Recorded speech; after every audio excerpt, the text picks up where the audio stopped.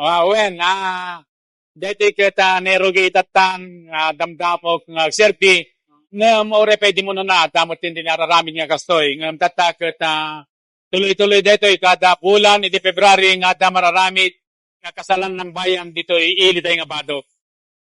Well, importante, unay, nga at may tuloy dito nga kanawidan, iti kay Lukuan, nang naroon na takadatay nga at iti Ilocos Norte, kay Ilocano. Ta dito kat napatagunay nga mangipakita, iti pinagkinamayat, iti maysa kan maysa. Ta dito ikat kaugalyan tayon na Pilipino. Saan lang iti Ilocos Norte, dito iti intero nga lubong.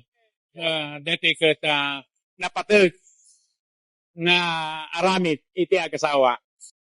Of course, kasano iti pinaginayan ayatyo iti damo dapat agtultuloy lata nga kasjay iti ayan ayat iti tumonggal maysa nang nangrona iti panagtalek iti maysa kan maysa. Kasi nuawan namin iti panagtalek iti maysa mapukaw di jay nga raming gapo iti ayat iti maysa kan maysa ken atan iti panagtalek ket data iti sekreto taton ti kastaket na sweet lata digiti agasawa. When at digiti naited kadakwada digiti nakita yung matigiti sing-sing inted ni kadakwada ken DJ pinakaproseso ti papeles da. DJ ket sagot manipod iti pamilyami ni Mrs. ko ni Mrs. Josephine Prieto Kalate ken kastamet digiti anak mi ni Joseph Berhel kaya Prieto Kalate ken ni Vanessa Asuncion Kalate ken digiti apo kami ni Georgine and Jover. Dito ikat sagot manipod iti pamilyami.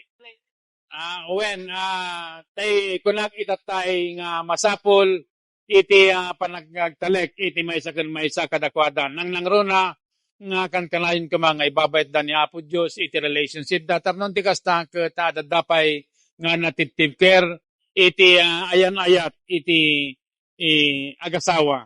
Ngamin ket kan kalain tayo nga ibagbaga nga no napukaw daytoy na ayan ayat ken kastamot iti panagtalek tayo ket awan iti napintas nga relationship. Isod gapo na nga masapol nga ti agasawa ket addalatan ni Apo Dios nga iti nagbawitan iti amin nga ramid da.